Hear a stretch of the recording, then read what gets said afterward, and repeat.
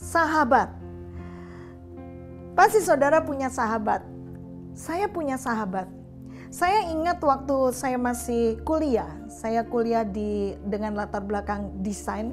Itu banyak tugas-tugas untuk menggambar, merancang, dan membuat sesuatu.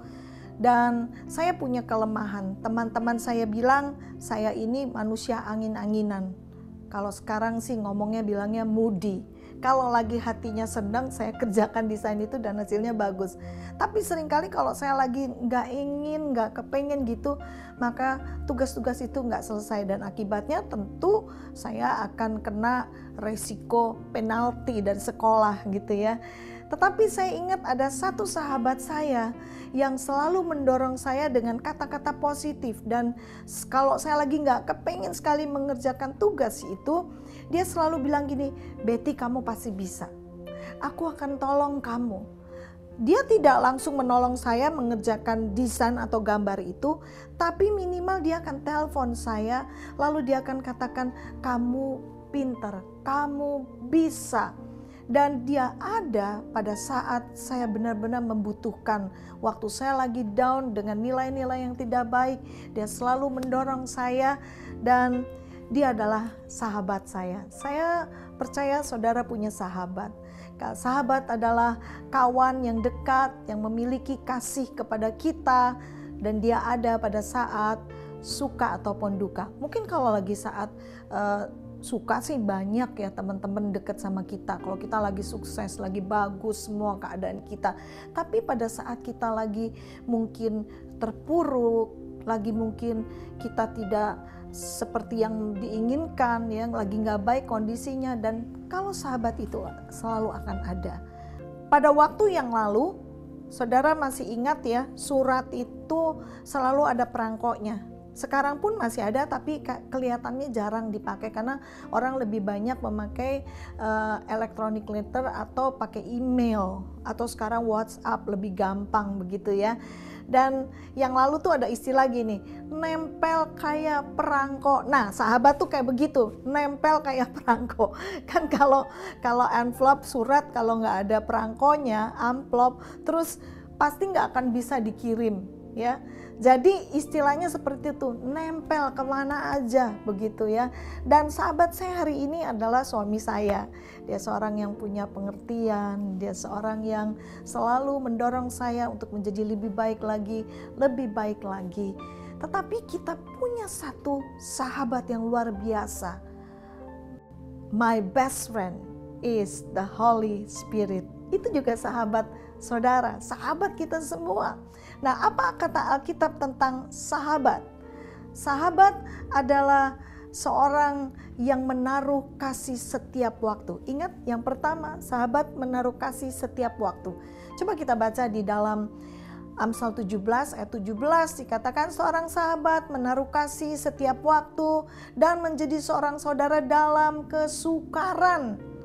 Lalu sahabat menurut Alkitab yang kedua adalah menjadi saudara dalam kesukaran. Tadi kita baca dalam Amsal 17 ayat 17. Karena kalau lagi keadaannya baik, teman-teman banyak, ya itu mah bukan sahabat. Tapi justru sahabat tuh saat kita benar-benar lagi sulit, lagi sukar, dia ada bersama dengan kita. Lalu sahabat menurut Alkitab yang ketiga adalah sahabat itu lebih karib daripada saudara. Saudara dalam arti ini mungkin saudara kandung, saudara sepupu ya. Kenapa? Karena lebih karib itu kita bisa lebih curhat gitu, curahan hati. Kita bisa terbuka, cerita apa adanya. Jadi lebih dekat daripada saudara. Amsal 18 ayat 24 menuliskan ada teman yang mendatangkan kecelakaan, tetapi ada juga sahabat yang lebih karib daripada seorang saudara. Dan apa kata Alkitab tentang sahabat? Yang keempat, tidak ada yang dirahasiakan. Yohanes 15 ayat yang ke-15 menuliskan, "Aku tidak menyebut kamu lagi hamba, sebab hamba tidak tahu apa yang diperbuat oleh tuannya. Tetapi aku menyebut kamu sahabat, Aku telah memberitahukan kepada kamu segala sesuatu yang telah kudengar dari Bapakku. Dan inilah pernyataan Yesus kepada kita. Kita adalah sahabatnya. Luar biasa, kita sahabatnya, pencipta segalanya. Roh Kudus adalah sahabat terbaik yang selalu ada untuk kita. Dari beberapa waktu yang lalu saya mengajarkan tentang Roh Kudus.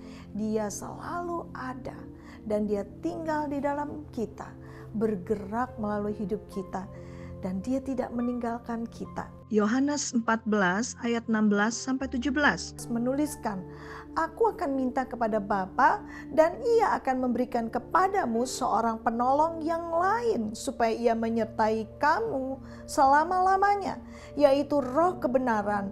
Dunia tidak dapat menerima dia sebab dunia tidak melihat dia dan tidak mengenal dia. Tetapi kamu mengenal dia sebab ia menyertai kamu dan akan diam di dalam kamu. Ini sesuatu yang luar biasa. Roh Kudus adalah sahabat kita. Kita bisa katakan dia sahabat yang terbaik dan setia. Dari apa yang dituliskan di dalam firman Tuhan ini, bahwa dia selalu menyertai kita dan tinggal di dalam kita. Kemana aja kita pergi, dia ada bersama dengan kita. Kenapa? Karena Roh Kudus adalah Roh Allah sendiri. Allah yang selalu memperhatikan kita. Dia Bapa yang baik. Dia bukan sekedar Bapa yang baik saja. Dia mau menjadi sahabat terbaik untuk kita. Dan dia tidak mau menjadi sahabat terbaik saja, tapi dia setia kepada kita. Karena Roh Kudus itu Allah sendiri. Dia maha hadir. Dia maha tahu. Dia maha kuasa. Dapatkah saudara bayangkan? Kalau kita punya sahabat, dia maha hadir, maha kuasa, maha tahu. Wow, luar biasa sekali. Dan ini dituliskan di dalam kitab Mazmur 139 ayat yang ke-7 sampai ke-10. Kemana aku dapat pergi menjauhi roh-Mu? Kemana aku dapat lari dari hadapan-Mu? Jika aku mendaki ke langit, Engkau di sana. Jika aku menaruh tempat tidurku di dunia orang mati, di situ pun Engkau. Jika aku terbang dengan sayap fajar dan membuat kediaman di ujung laut, juga di sana tangan-Mu akan menuntun aku dan tangan kanan-Mu memegang aku. Dia sahabat yang selalu hadir dan setia. Mungkin hari ini saudara berkata, aku masih meragukan seperti apa?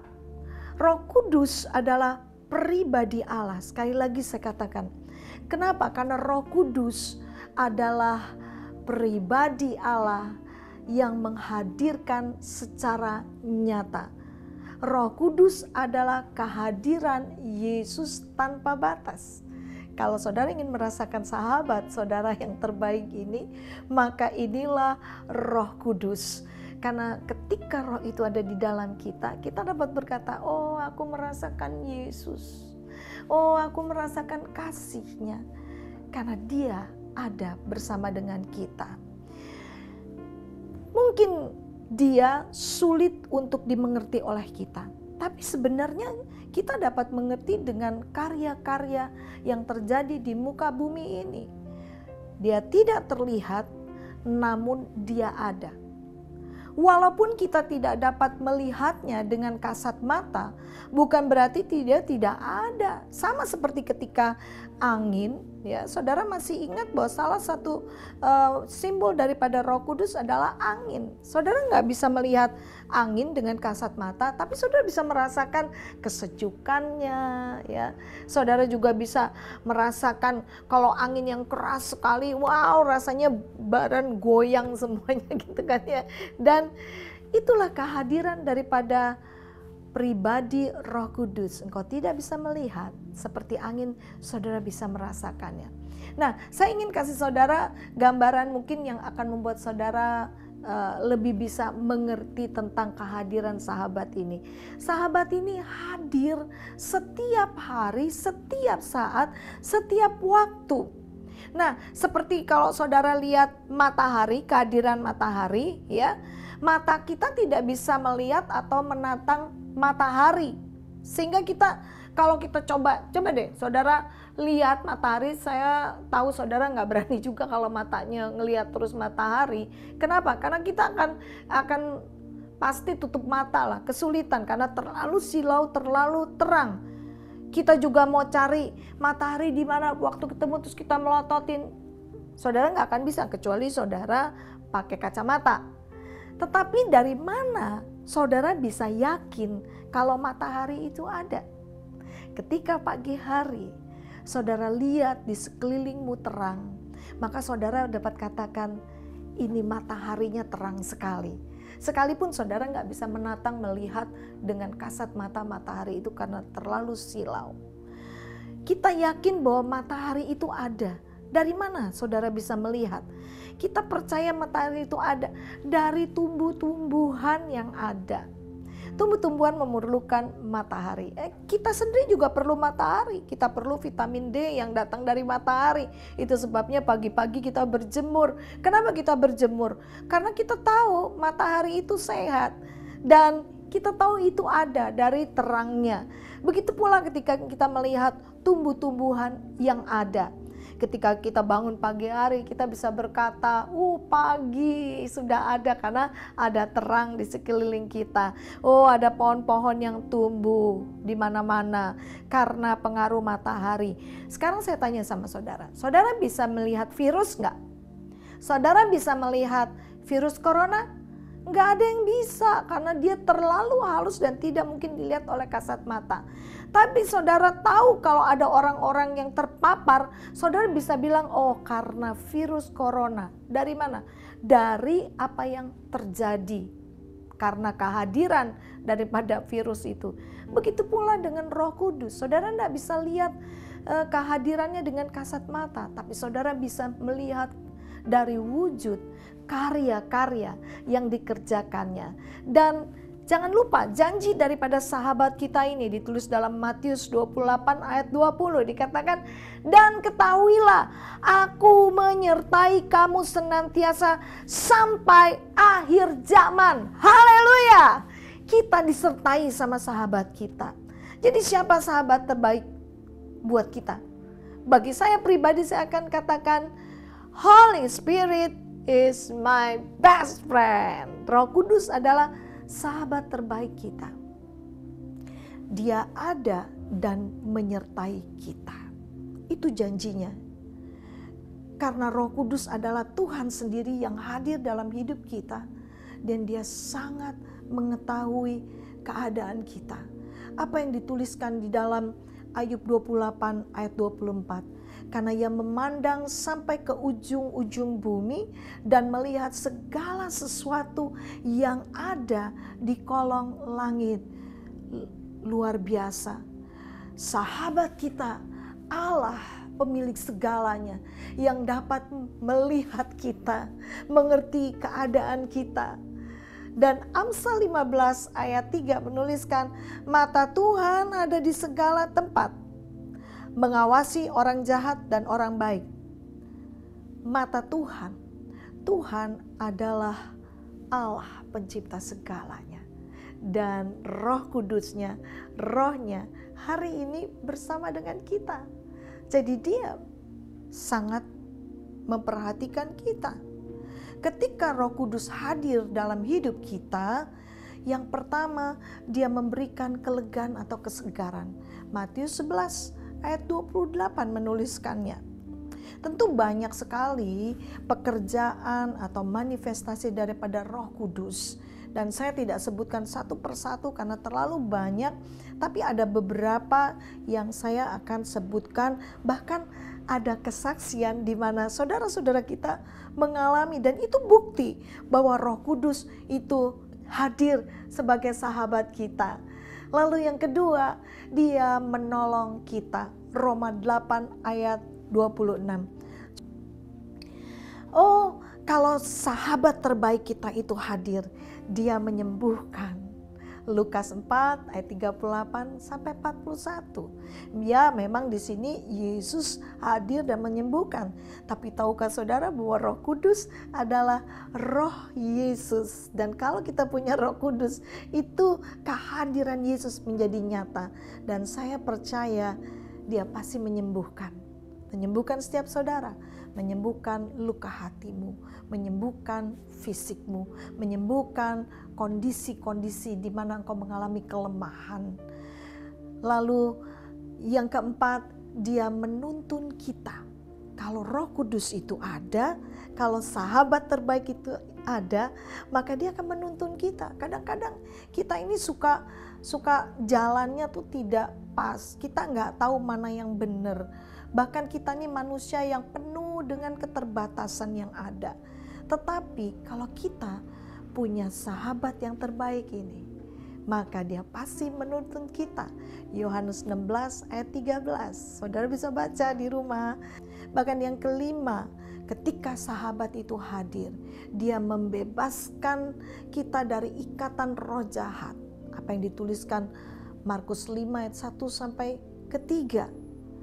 Dan bahkan di dalam 2 Korintus 3 ayat 17 dikatakan ketika Roh Kudus sahabat kita hadir, Dia pasti membebaskan kita, mengubahkan hidup kita. Dan itulah Dia sahabat terbaik kita.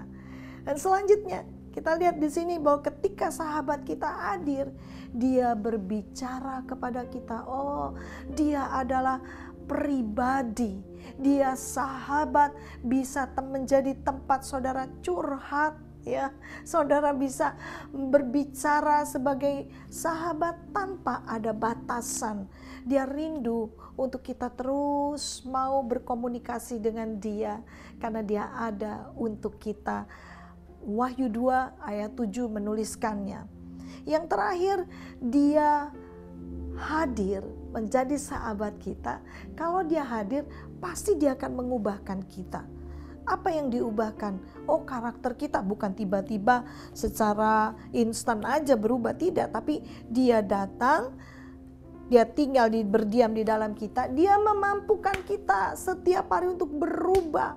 Ya, sehingga karakter Kristus seperti apa yang dituliskan di dalam Galatia 5 ayat 22 sampai 23, saudara bisa baca, itu akan muncul bertahap setiap hari ketika saudara lagi tidak ingin bisa mengasihi orang. Nah, sahabat itu akan menolong saudara ketika saudara berkata, sahabatku Roh Kudus, aku gak mampu mengasihi orang yang membenci aku, orang yang merugikan aku. Tolong aku Tuhan, tolong sahabatku. Oh, Dia pasti menolong saudara. Kita dengarkan satu kesaksian dari Sister Lana ini. Luar biasa bagaimana Tuhan mengubahkan dia. Sahabat yang terbaik, Roh Kudus mengubahkan dia, memampukan dia sehingga dia dibebaskan dari kebiasaan-kebiasaan yang tidak baik. Saudara dengarkan kesaksian ini. Saya lahir dan dibesarkan dalam keluarga Kristen. Sebelum saya married dan sesudah saya married, tahun-tahun pertama ya, saya adalah perokok berat dan suka meminum minuman keras. Lalu setelah married saya menghadiri pertemuan gereja, dan setiap orang tuh pada berbahasa roh gitu. Jadi saya mempunyai suatu kerinduan supaya Roh Kudus hadir dalam kehidupan saya. Lalu suatu waktu saya mendapatkan ayat di Yohanes 11 ayat 40 yang berkata, jikalau engkau percaya, engkau akan melihat kemuliaan Allah. Saya bertanya-tanya apa artinya itu. Gak berapa lama kemudian saya bermimpi. Tiba-tiba dalam mimpi saya itu awan terbuka dan burung merpati keluar. I was wondering what my dream was about. Apa ada kaitannya dengan Yohanes 11 ayat 40? Lalu gak lama setelah itu seperti biasa hari Minggu ya, saya ke gereja. Dan waktu itu ada altar call untuk yang mau bisa berbahasa roh. Dan saya maju dan saya merasakan suatu aliran panas dalam tubuh saya. Dan tiba-tiba mulut saya bergerak-gerak dan mulai berkata-kata dalam bahasa yang saya sama sekali nggak ngerti. Ketika saya balik ke tempat duduk, mulut saya nggak berhenti-henti juga. So amazing. Thank you Lord for that. Setelah itu, saya percaya Roh Kudus mulai bekerja dalam kehidupan saya. Karakter saya dan kebiasaan saya yang suka minum, merokok, dan suka marah-marah, dan juga kadang-kadang saya nggak bisa ada pengendalian diri ya, dalam self control tuh nggak ada dalam kehidupan saya. Mulai perlahan-lahan dikikis habis, dan saya percaya itu adalah pekerjaan Roh Kudus yang berkarya dalam kehidupan saya. Bahkan saya mempunyai roh keberanian untuk menyaksikan kebaikan Tuhan kepada teman-teman orang-orang yang saya tahu belum mengenal Tuhan Yesus. Sungguh Roh Kudus itu begitu luar biasa, begitu ajaib dalam kehidupan saya. Saya betul-betul diberkati, kerohanian saya semakin bertumbuh. Hidup saya betul-betul diperbaharui, diubahkan menjadi lebih baik dari sebelumnya. Terima kasih Roh Kudus, terima kasih Tuhan Yesus. Sungguh suatu anugerah Tuhan yang luar biasa. Kita ini tanah liat, tetapi Allah pencipta segalanya mau menjadi sahabat saudara dan saya. Itu adalah sesuatu yang sangat luar biasa. Dia hadir dalam kehidupan kita, menolong kita, menghibur dan memampukan kita, dan itulah dia Roh Kudus. He is our best friend. I am a friend of God. Oh, I am a friend of God. I am a friend of God. He calls me friend. Oh, I am a friend of God. I am a friend of God.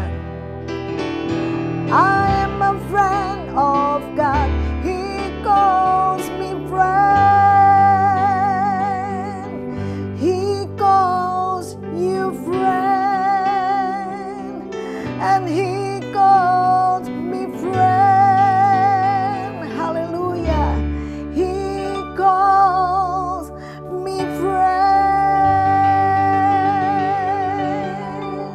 Kalau hari ini mungkin ada di antara saudara, kau sedang mengalami satu tantangan dalam hidup.